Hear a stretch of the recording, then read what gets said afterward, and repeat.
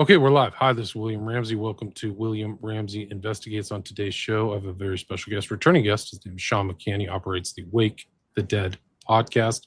I'll put a link to the podcast in the show notes. Today's show will be a very dark show. It's definitely not safe for work. It may not be safe anywhere if you are on the ledge mentally or stressed out. This might not be the show for you, but it is part of this theme I've been doing within the last couple of months, is this deviant art world, or degenerate or transgressive, that Epstein was involved in. I would say heavily involved in. And it's this kind of new art that grew up after maybe World War II, or even after the 60s. It's fairly recent, I think, within the last 50 years. It's part of the change in the culture.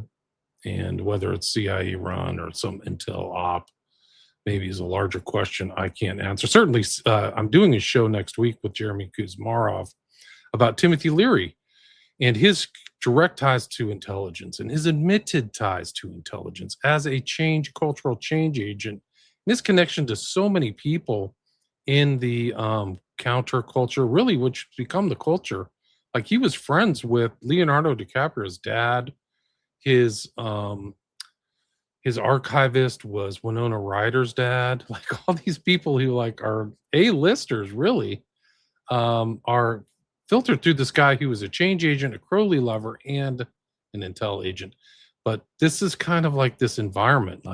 Sean can go more in detail, but we're talking in the pre-show about a guy I covered who I didn't really know of, Andre Serrano. I'd seen his artwork, and I'd heard of Piss Christ, but I'd seen the Metallica covers, and then I'm like, oh, wow. So this is the guy, and he's very close to Epstein. And there are back and forth emails between him and Epstein for almost a decade, and close enough to Epstein where he's talking about going to see the Castro brothers. Raul Castro was just indicted. So there's political attachments to this. So some of these guys you may think are just artists, but they know a lot of celebrities and political people. And according to what Sean told me in the pre-show, this guy's the same way. This guy, Alex Gray, Grey, which I don't know much about. But we're going to learn more about it today, the deviant art or transgressive art, whatever word you want to use, of Alex Gray. So, Sean McCann, welcome back to the show.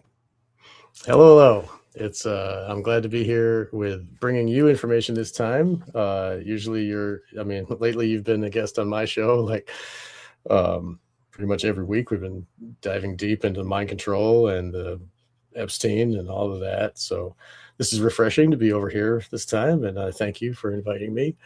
We're going to fix that problem of you not knowing about Alex Gray. This guy, everybody, I'm sure most of your audience knows of him.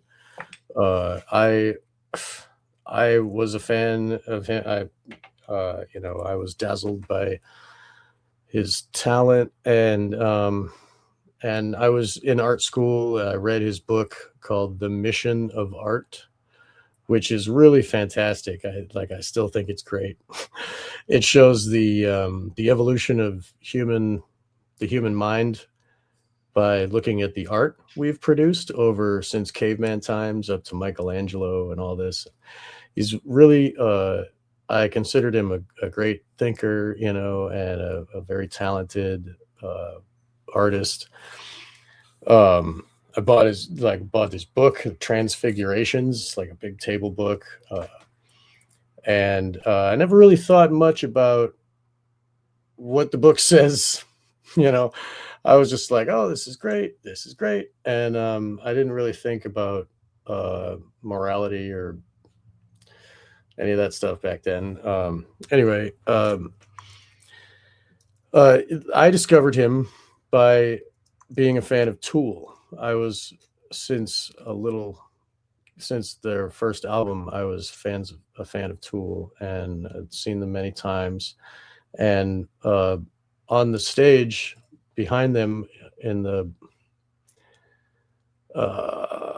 Lateralis tour, there were huge fabric backdrops of the sacred mirrors and some of the other paintings that Alex Gray had painted. And it was the first time I'd seen paintings displayed at a rock concert. Usually it's like video stuff happening, or like the musicians up close, their facial expressions or things like that. It was kind of a new thing. I was like, okay, that's weird. And it was geometrically interesting. He Alex uses a type of sacred geometry often in the way that he puts them together. Yeah, that one he didn't actually do the last one, but the one before that, 10,000 Days and Lateralis, and let's see, I think there were 3 of them. Yeah, he did the inside cover of that one, Fear Inoculum, where if you see the image of the red figure with the blue back, okay, yeah, there we go. Lateralis. This is where most people's first introduction to this artist is this, and the cover is it's got clear sheets that give layers, kind of like an overhead projector back in the day. You could have those clear sheets, Right. and you open one and it takes one layer off, and then you open it again, it takes the muscles off and it's skeleton inside. You take another layer, it's like the brain and the nervous system. It's pretty interesting.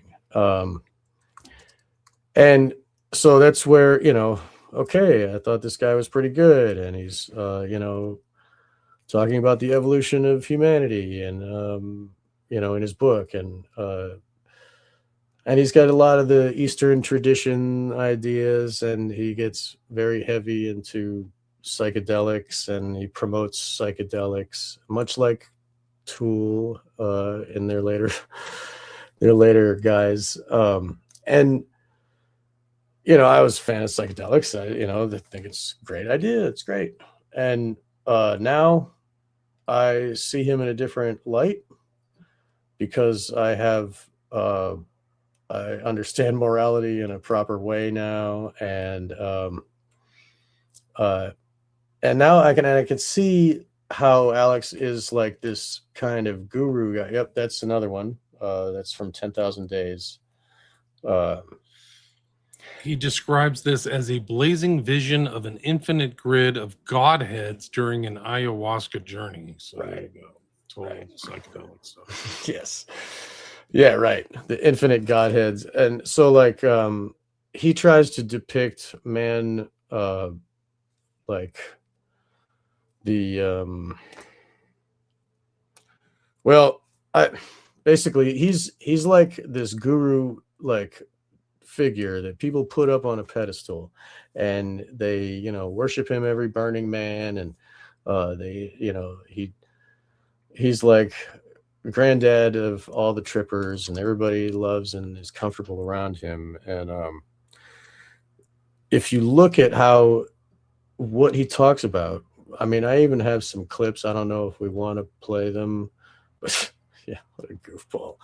Yep. Yeah. So there he is with some wrench or something. Yeah, that's the Tool logo. Tool had, instead of I guess somebody made one of those themselves, but Tool had this logo, which is a wrench as a phallus, and it's kind of like the obelisk of the Freemasons and Egypt and all that crap. So it's like the male symbol,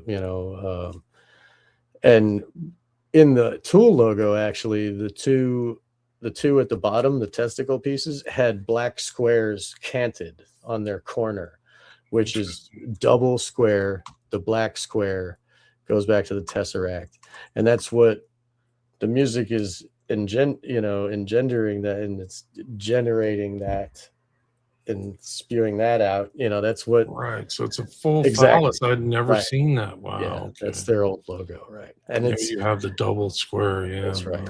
So the double square, the black square, is another way of saying the tesseract, like square within the square, but it's the double square. And when it's canted like that, it's even more satanic. So yeah. And these guys, Tool is totally occulted. Like the drummer's a folk Roley lover, and the lead singer's best friends with Joe Rogan. He and Joe Rogan are very close friends. Yeah, Joe Rogan loves that dude. Yeah, Maynard is a real cancer. I hate that dude. But Maynard, the singer, the drummer is a Crowley fanatic and deals rare Crowley books, and his website is, his name is Danny Carey, and he's a genius drummer. He's the best drummer alive. But you know, and so moral relativism is kind of like this thread that runs through a lot of this stuff, you know. And so if you look into what Alex Gray, what his inspirations are, and how he got to be who he is, it's pretty interesting, I guess. He said that his main, like one of his main inspirations is Jean Delville, who is a French painter and a theosophist who expressed his theosophy in the paintings. Jeandeville. Yeah, that's probably him. If we could see some of his work, maybe that might help. Yeah, it's described as an occultist, flat out. Right. And so this is, yeah, right. I mean, it's beautiful. Some of the stuff is really beautiful. Good. You can see the similarities right away, though. Right. Yes. And there were other influences that, and so the theosophical ideals and the other types of philosophies are what is basing his understanding. And he is Alex. Yeah, look at that one right there. It's like the depicting the transcendental experience of ecstasy with the Godhead, you know.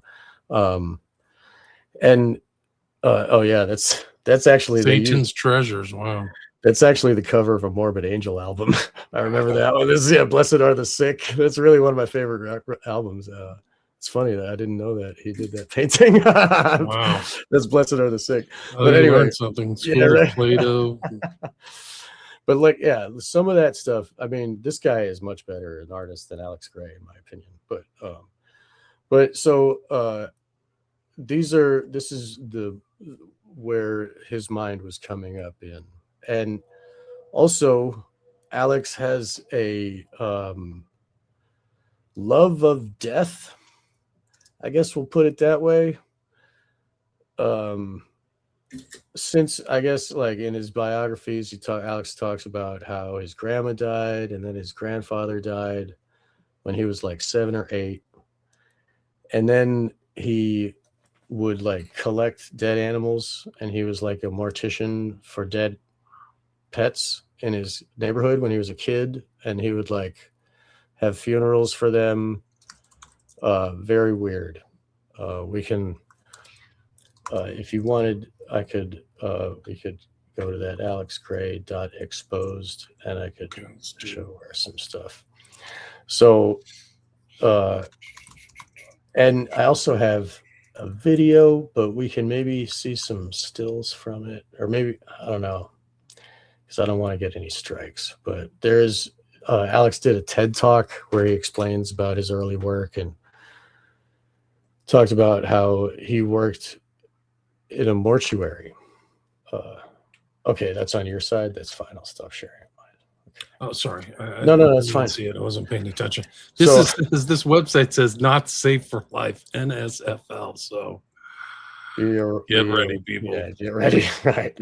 So if you'll scroll down, this person who did this, I couldn't find the author's name. I want to thank them for all this research, because this is legit stuff, and they have references. There are links. It's just scroll down to the bottom, you'll find the references. That link didn't work, but all of these, we have PDFs.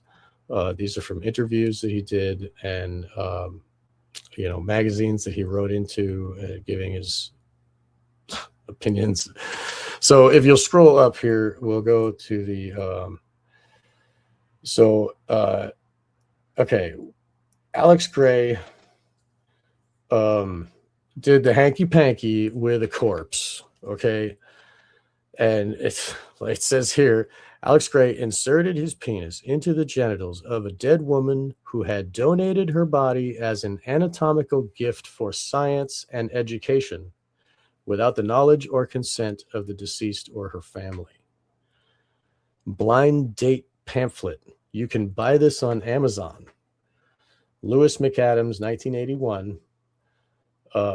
Alex Gray, it describes how on March 16th, 1976, Gray and his wife Allison, herself a performance artist and photographer, and what Gray calls an active participant in the craziness, so she's a willing participant here, snuck into the morgue. While his wife took pictures, Gray picked out a female corpse, one missing its brains and the top of its skull. Why one that had been so mutilated? I guess because it horrified me. I guess that's what I wanted to experience. Then he and the dead woman made love, if you call it that. Did you ejaculate in the corpse? They asked Alex. And then there was a pause at the other end of the line. Okay. They were only afraid of getting caught. There is a depiction here of the photograph, but it's like a drawing someone made of the photograph of Alex doing the deed to the brainless woman. This is the cover of the pamphlet. There is a censored photograph, thankfully censored. Yeah, so if you look in his face, he looks pretty happy about it, you know. Here's the thing: is like this is the same thing as like Abramovich. It's a performance act, right? It's performance art. That's the way they describe it. And it's not in front of an audience. They just took pictures. They snuck in there. It's not. How performance is it? It's a ritual, right? So this guy he says that he was into polarities and stuck on polarities. That's why he named himself Gray, between black and white. And he wanted to unify polarities. So he figured love and death and bring those together. Ooh, right? He's such a great artist. There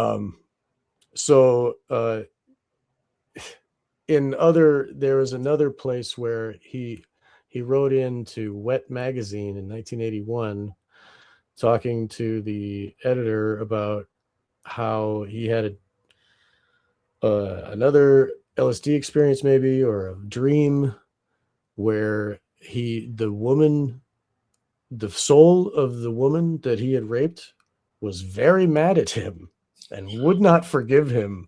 And he cried and asked for her forgiveness, and she did not forgive him. And he says that those morgue pieces, there was others that he did, informed his work today, and he would not be the, in quotes, shaman artist that he has achieved if he had not done those transgressive acts in the past. It was like an initiation into the. So he's so much of a shaman, he even violates corpses, right? It reminds me of also Peter Christopherson, who was like a Crowley lover, musician, photographer, and worked in a morgue, in a mortuary. Like that was kind of like his go. Like he got used to being around dead bodies. It's just absolutely crazy. So that's his current work now, shows the inner workings of that right there, the blacked out or the censored, that's a dead dog. He hit a dog with his car, and then he secreted it away, and he photographed its decomposition. Wow. The people that he worked with thought he was crazy.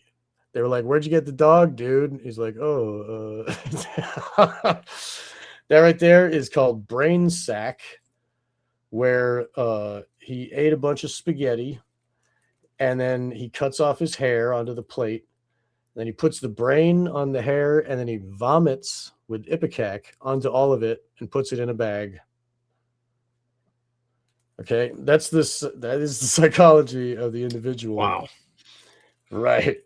So like I'm when I was young, like I thought this guy was great, and my mom even got me a signed poster of one of his paintings, and I would look at the art all the time. And this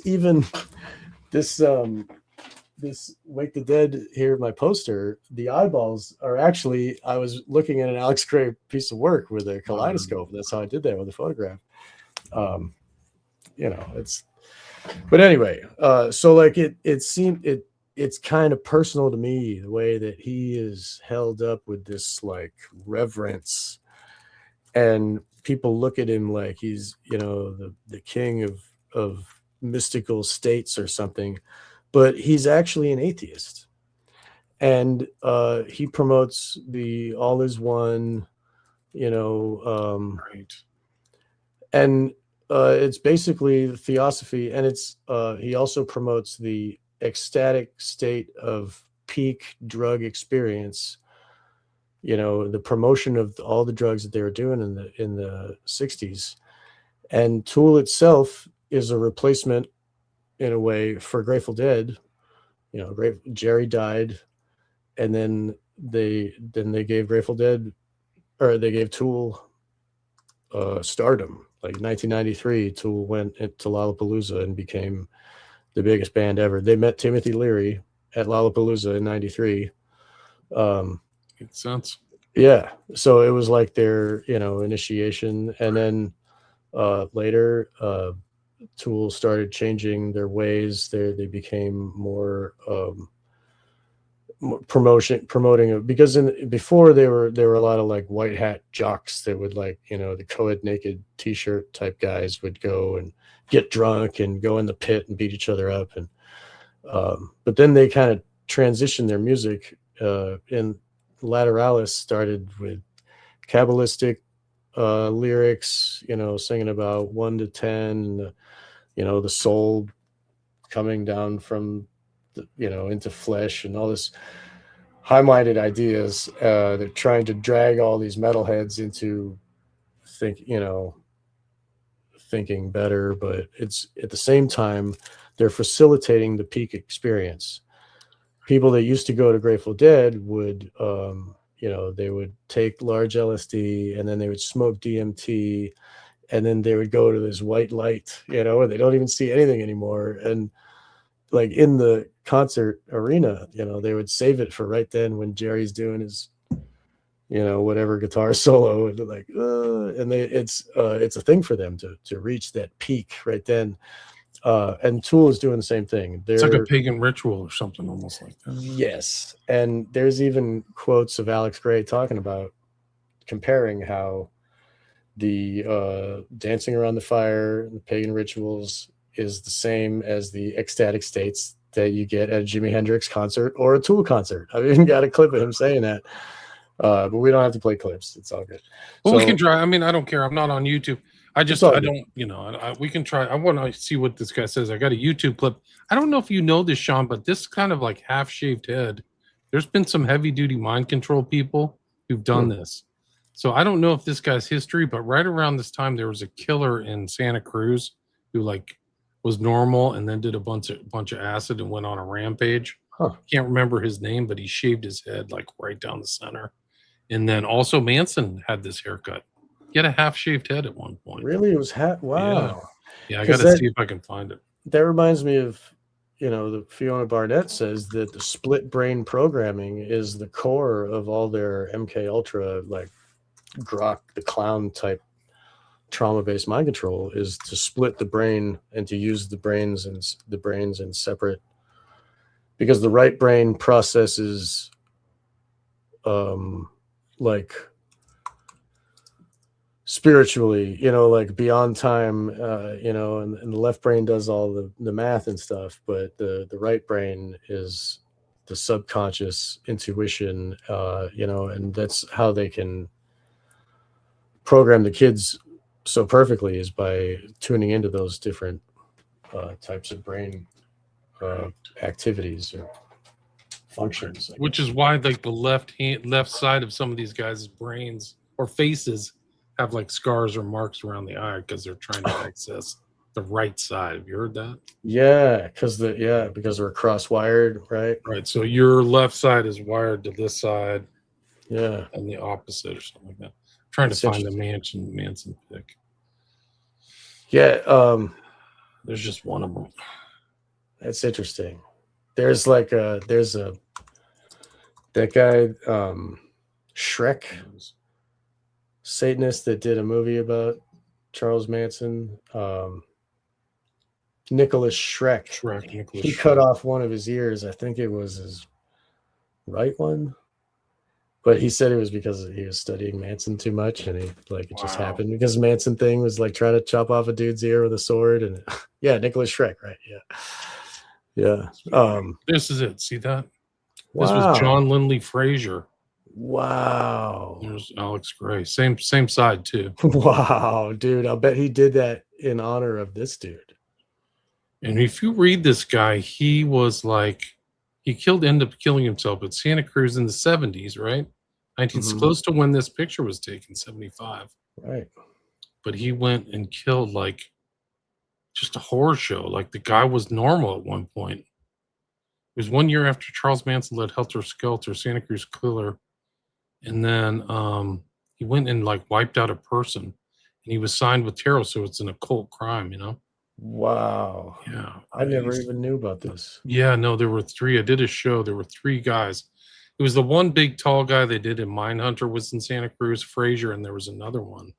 But if you hear his backstory, like he got schismogenified or something. Right. Like he was normal, and then all of a sudden he did a bunch of LSD, and like this is the outcome. Like it's just a mass murder. And then I've done plenty of LSD. I've never done that before. Bro, here's the other thing that's wild is that this is Alex Gray. I'm pretty sure in the background that is Ram Dass and Ram Dass is on the right. Robert Anton Wilson. Right, exactly. Do you know where Robert Anton Wilson lived? Santa Cruz for like decades. Oh, I'm sorry. That's where this guy. That's all right. This is where this guy was from, Frazier. So this guy's part of the whole thing, man. He's part of this. Wow. Let me see if I can get this to play. He does do a lot of paintings of like heroes in the movement. You know, you weren't able to see this. Now you can see it. See it? Okay. Yeah, I do see. I did see it before, but anyway. Okay, let me see if we can play a little bit of it. Okay. Let's see if you hear the audio. No, don't. No audio. Okay. See how it's metal injection album art? They're talking about Tool. Like that's the only reason Alex really has a career is because of Tool. Right? And if you look at the left one, that painting on the left behind them is the Bicycle Day guy, Albert Hoffman. And that's the molecule of LSD right there. Oh, that makes perfect sense. Yeah. And like in his paintings, he'll do. Okay, yeah, I hear. Can you hear the audio now? I do. Okay, sorry, go ahead. In his paintings, he'll like he'll put kind of like there's one like the world soul or whatever where it's like the earth, but there's lots of little things inside like aliens and the Dalai Lama and all of these things that make you think about them. You know, it gives you puts these ideas in your brain while you're in that peak experience of, you know, admiring the glossolalia or whatever Terence McKenna says, you know. So he's part of like the counterculture, drug culture, and kind of new age. Yes. I don't know what you call it. Terence McKenna gave him his. These guys are good friends too. Robert Anton Wilson and they're very close. Right. And Terence McKenna gave him his first DMT, smokable DMT, whatever. Yeah, he's deep in it. This Alex Gray is deep in it. Wow, see, that makes perfect example because that's what Rogan did. He narrated that documentary called DMT, the Spirit Molecule. Yes, right. So he's right in the middle of all these guys. Exactly. Freaking Tool and this guy. Yeah. And at Burning Man, like the whole what Burning Man is, the whole government operation of like it's on government land and there's government operators going and, you know, getting information from all these, trying all the new chemicals. And it's Really. Bro, they don't have to go very far in Nevada. Like, I Area know. 51's like right there. Yeah, They dude. probably just drive off Area 51. Let's go see what's going on at Burning Man. Right. Yeah, let's kidnap some women and bring it over to Zorro Ranch or whatever. Yeah. That wouldn't surprise me at all. Right. There's so many military things in Nevada. There's just tons of space.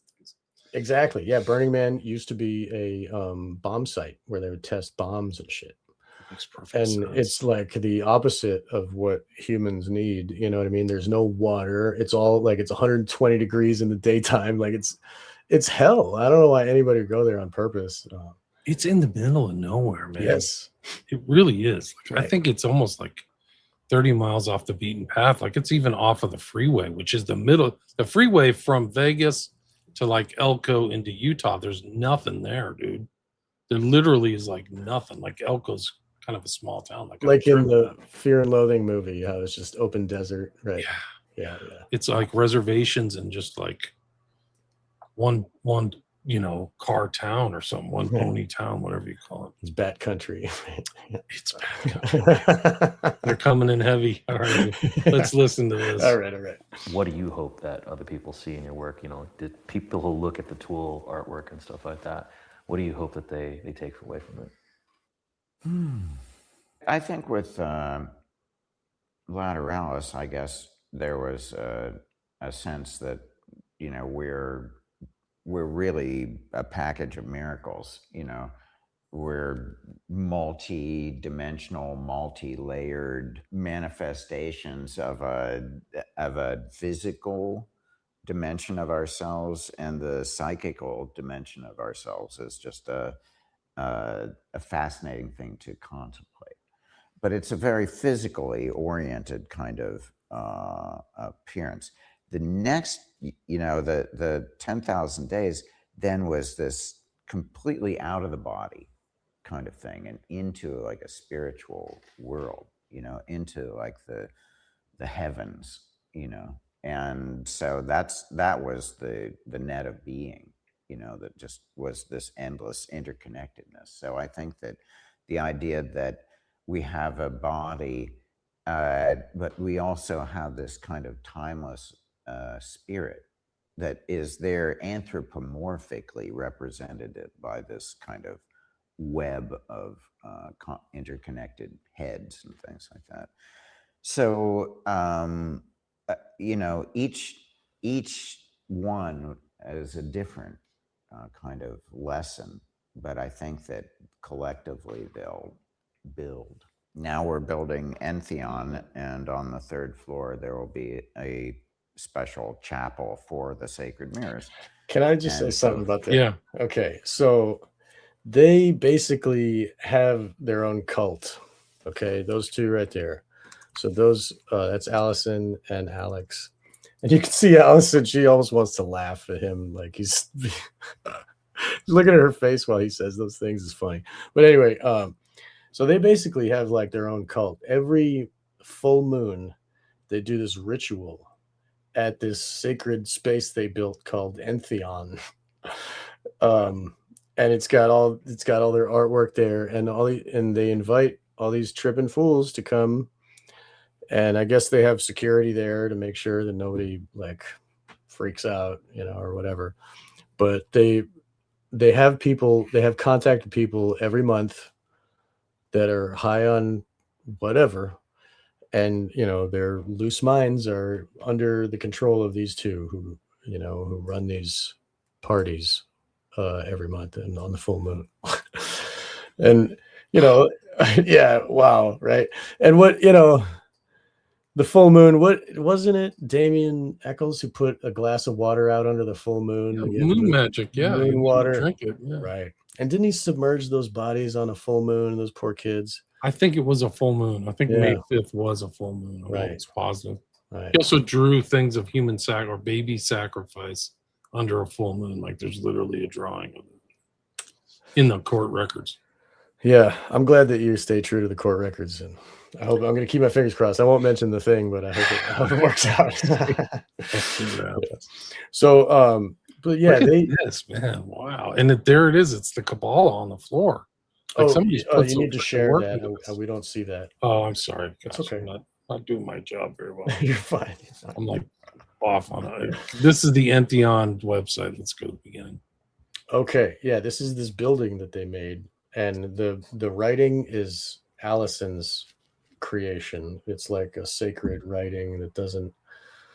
They're not really letters, you know. It's like Enochian or something like that. Yeah, she got this vision of these letters on everything, and when she was high on smokable DMT, I think she says this is what she got when she smoked the DMT with Terrence. Is like the download of the letters, and that's what she does, just letters and geometric patterns. Some of her stuff is really nice, actually. It's they're pretty good artists. They're great artists. I mean, but you know, Alex is kind of jumped the shark. He's just a caricature of himself. Like he used to do a lot better stuff than what he does now. But anyway, yeah, this is their place. Love, Art, Spirit. Is that the commercial for their moon thing?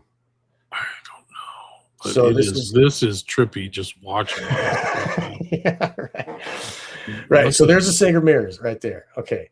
So these are what he calls sacred mirrors. This building was built to house these life-size paintings of the human body transcending into the light body, right? And it starts with like cavemen, and then it goes to like, you know, us, and then it's got like the different races, the white and black and Asian and like that. And so like you go to each one, the male and female, and you stand in front of it, and it's like you relate to the painting. Oh, there's the one that's his Maui talk that I was going to play a little clip of. So it's like you are relating to the painting is you're human like it, you know, and then by the end it shows your, you know, the meridians of you know, like acupuncture meridians and stuff, and at the end it's like just light, you know, and it has the chakras in there too before the light, you know, and it, you know, and so it's like showing us we're not just human, we're also light, you know. And so it's kind of, it's weird because he's an atheist, you know. It's very weird. And it has this feeling of like the Bhagwan Sri Rajneesh, like Ashpuram or something. Like you got to come here and look at this building. It's just a big box. There's no windows on it. Right. Yeah. Like, whoa, it's like paradise. Like that's what paradise was. Like, oh, there he is, the picture with his hair shaved. Right. But the letters. Paradise comes from like this word in Persian where like you would go in and it was the assassin guy or whatever. And, you know, nothing is true. Everything is permitted. It was inside this thing. You'd be in paradise. Sabah. Right. And then you'd walk out and it'd be, wow, this is wild. So you're basically in a containment box, no external. Right. Where they control all of your input. Yeah. And then they give you the words and they tell you the lines and stuff. And look at this. It's crazy. It's like a strip club, you know what I mean? Like there's no windows. Like drive by, like ooh, dirty stuff goes on in there. That's why gambling places have no windows. They don't want you to be distracted at all. What time is it? Who knows? Yeah, who knows? Which way is north? I don't know. Yeah. Which way is south? Dude, I literally walked through the Venetian once, and within about 100 steps, I didn't know which way north, south, east, and west were.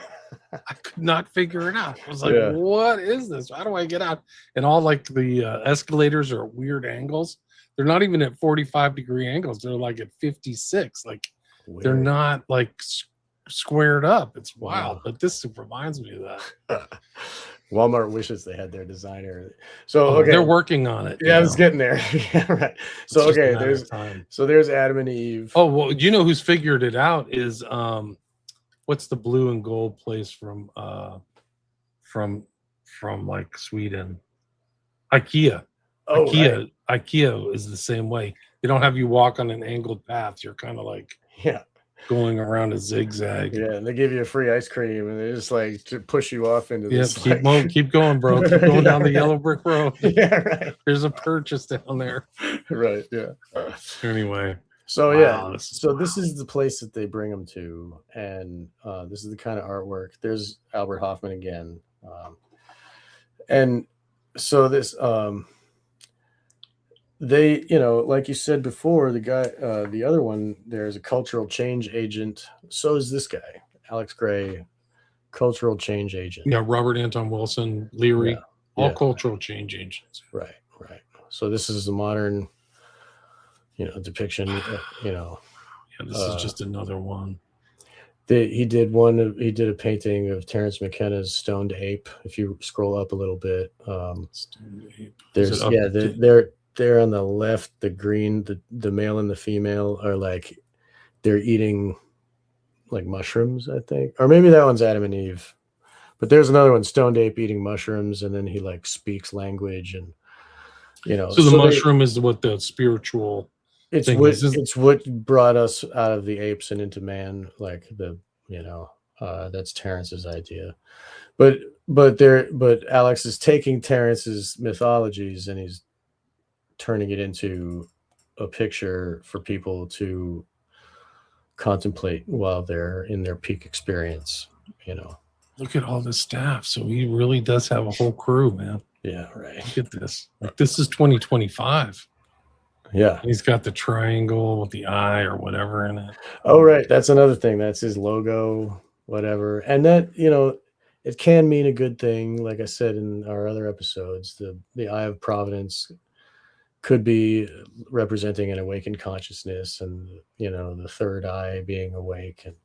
And so he could be using it like that. But still, people will recognize it as like, oh, that's Illuminati. Right. Like I've got a shirt where it's like the pyramid from the dollar bill, but instead of the eye, it's got an anarchy A. I sell them on my page. And we went into a phone store one time to get my wife another phone. And the guy behind the counter was like, from across the room, he just yells, Illuminati. And I was like, I just knew it. Yeah, okay, guy. But yeah. So like if people are hip to that kind of thing, those are the kind of trigger symbols that brings, that to their imagination. Right. And they're in Wappingers Falls, New York. Like upstate New York. I think that's close to where they had the other place that Leary was at. Yeah. What was that place called? It was the Mellon. Millwood, something Wood, was right? it the Carnegie Mellon or the Mellon family? Yeah, right. Yeah, it was Mirkwood. Mirkwood, that's from close. It was something the like Rings. that. The Mirkwood. I know Mirkwood is Stranger Things. I forget. Anyway, but yeah. So not only did he rape a corpse, he also does performances where he kills a rat. He'll just kill a rat in front of people, and they can watch it die.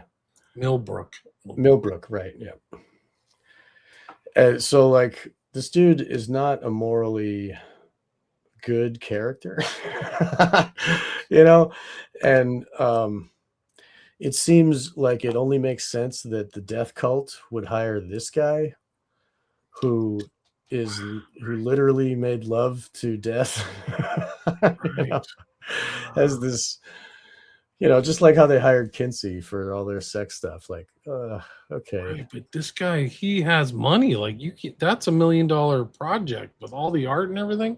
Right. And the staff and all that stuff. Oh, yeah. Like, whoa, this is expensive. Literally, Millbrook is 10 miles away from Wappingers Falls.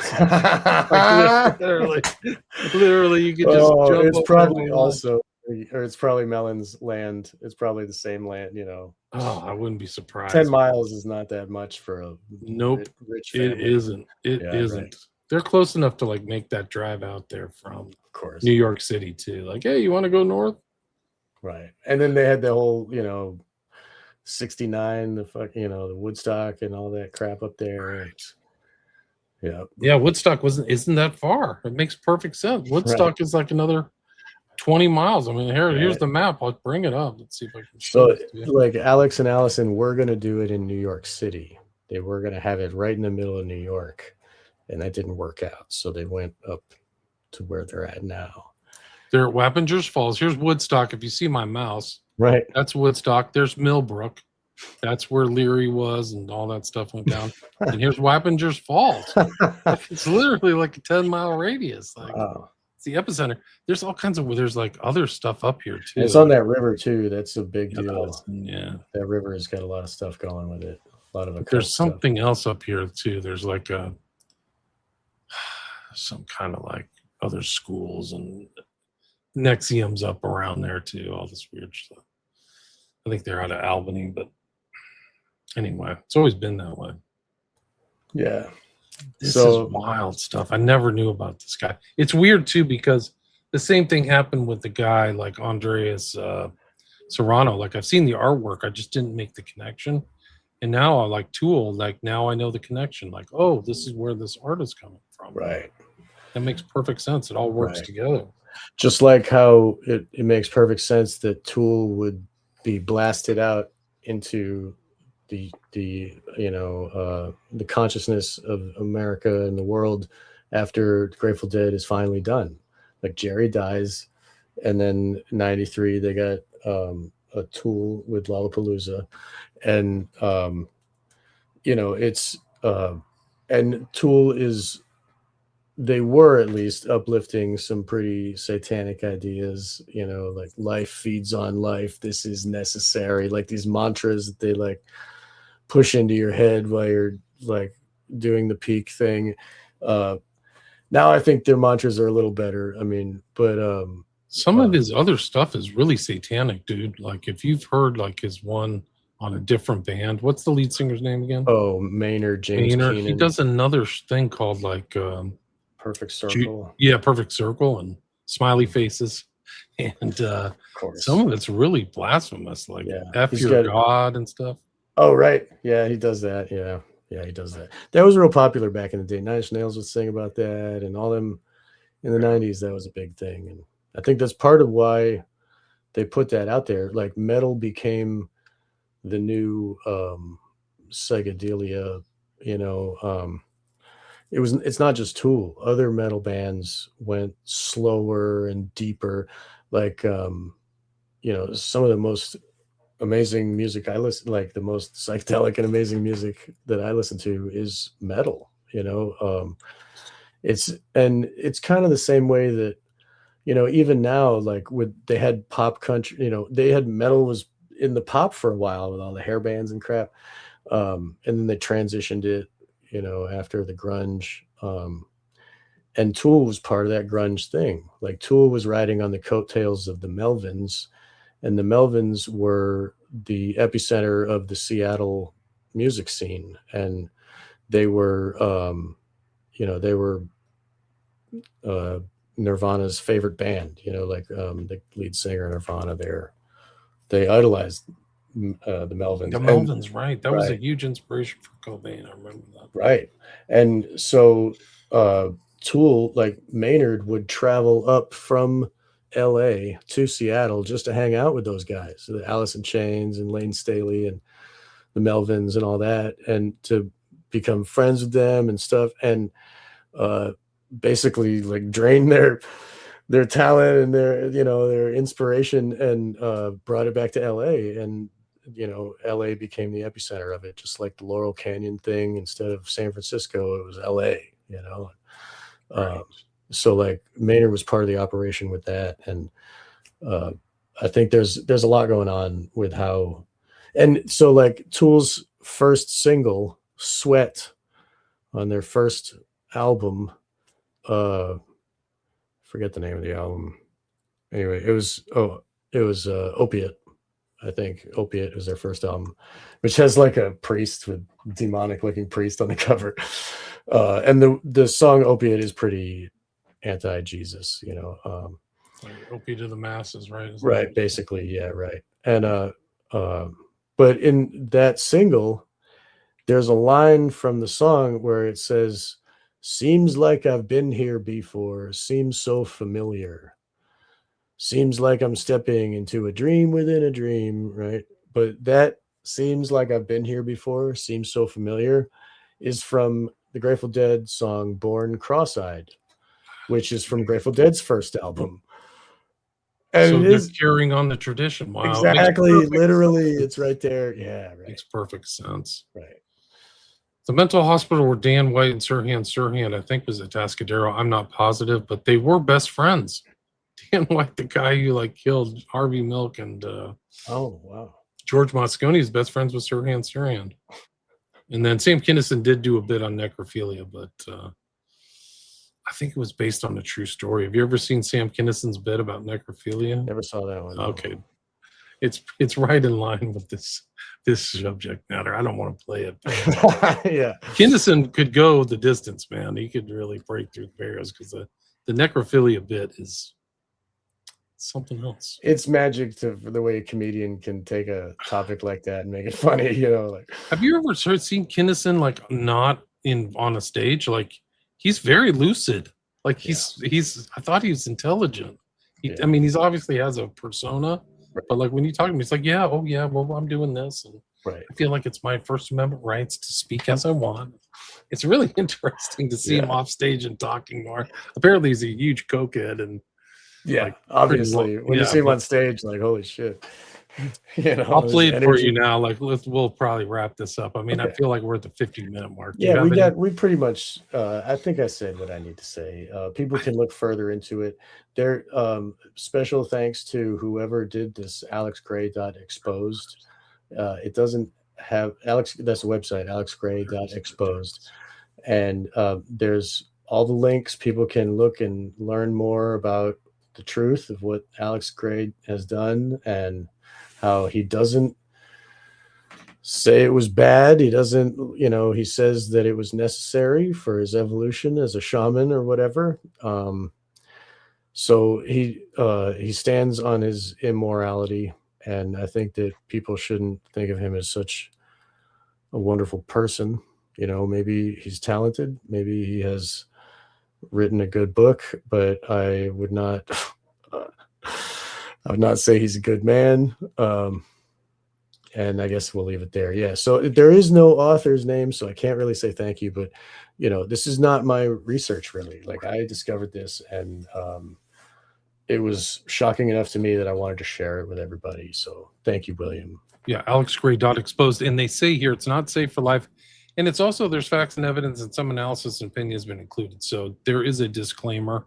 So take it with a grain of salt, but it is pretty interesting. She or he or whatever gives their opinion at the end of like why it matters and this kind of thing. So that's probably what the disclaimer is about. Yeah.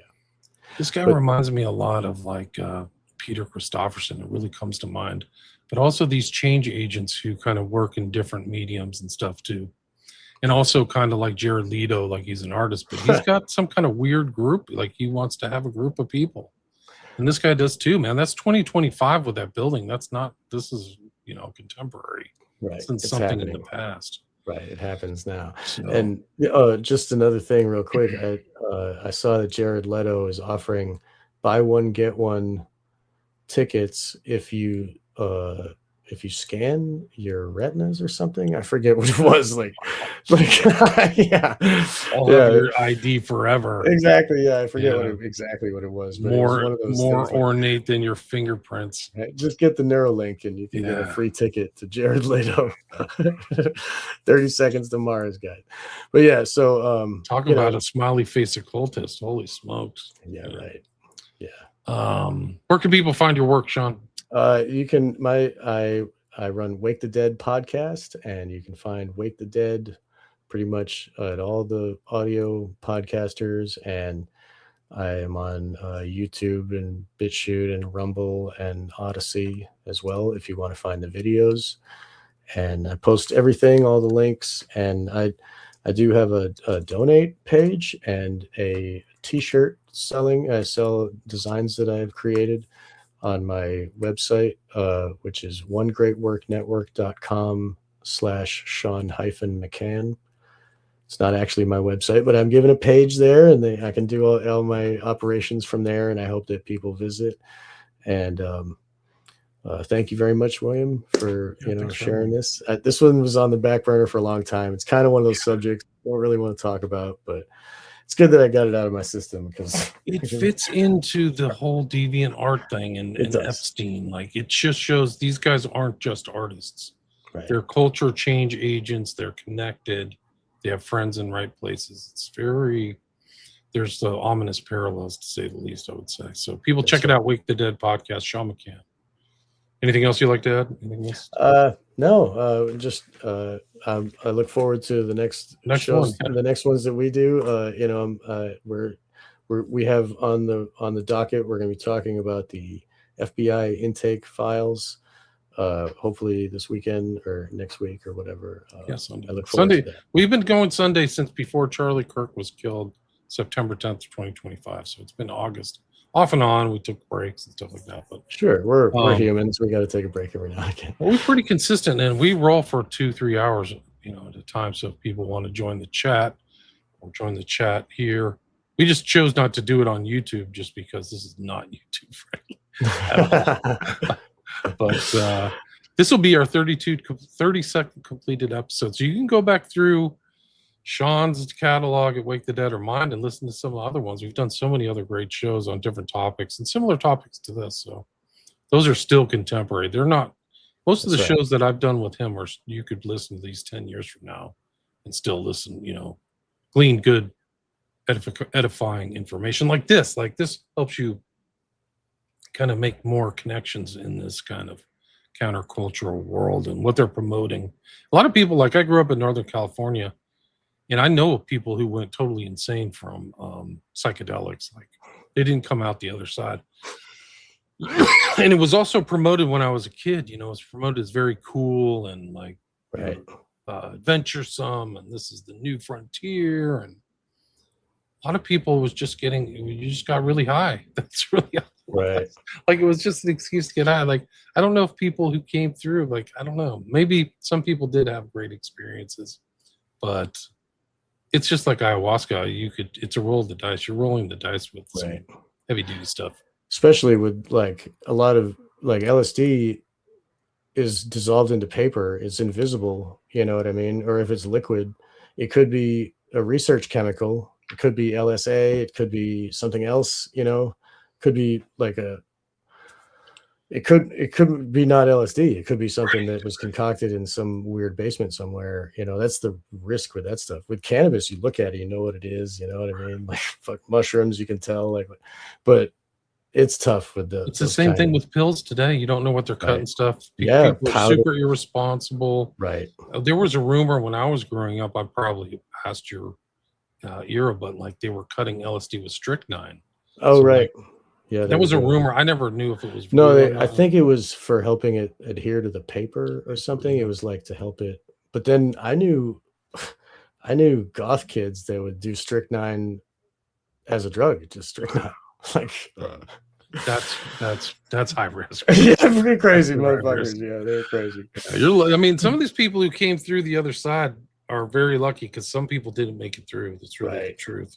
Right. And I've seen acid casualties in Northern California. Like Right. it's not good. Like And I can list at least 5 on one hand.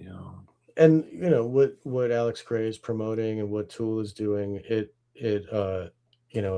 they need to sell these drugs into the market, and they need the drug users to use them, so they got to give them an excuse to go do that so they can sell them more drugs and keep zorching their minds or whatever, so like they have It's a to have market.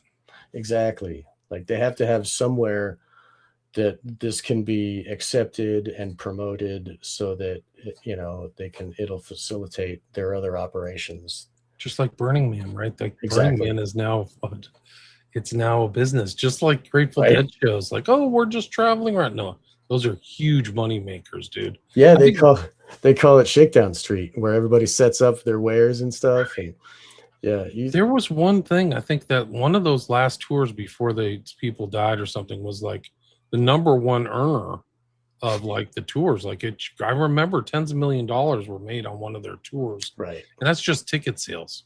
right. So And that's- imagine what's going on outside. right. Sure. And half the people didn't pay their tickets. Like, I got in to Grateful Dead show for free myself, you know, like pay for 2 or 3 tickets and have like 5 people walk in and just give them a handful of tickets and run. You know, it was So fun. crazy. I used to see them like where I grew up. Like, Yeah. Anyway, It's fun. You know, it is fun if you have a strong mind and, you know, and you can, and, you know, it's good to witness these kind of, you know, scenes, but, you know, keep your morality. If you have your morality, then you're good. Everything else falls away. Like, you know, you don't need to worry what's going to happen. If you're a good man, if you're a good woman and you're not hurting anybody, then all's good. But if you're like raping corpses and killing rats and, you know, it's going to catch up with you. You know, you're not going to. So anyway, like people, good. There's lots of good people in a Dead concert. You know, not everybody is, but you know, even a Tool concert, like I was there. You know what I mean? I saw them 10 times. You know, like, I'm not going to pay the money anymore. It's crazy what they're charging, but what's a ticket these days? it's I think last they're time. back on tour. Yeah, they are. Yeah, they're and they're also going to get a residency in Las Vegas. I think they're at that big dome or whatever, but because they do a crazy psychedelic display of, you know, while they play, it's really something else. But yeah, this guy's art is extraordinary. Whoever this dude was, Jean Delville. Yeah, it is really beautiful. Yeah, he's a great artist. I never heard of them. I'm glad he came to my attention. Awesome. Like these are. This guy's better than Alex Gray. Yes, very much so. I agree. Yeah. It's got that kind of turn of the century vibe to it, right? In the best way possible. Yeah. Sean McCann, Wake the Dead. Thanks so much. Appreciate it. You're very welcome. Thank you. Great show. Great show. Awesome.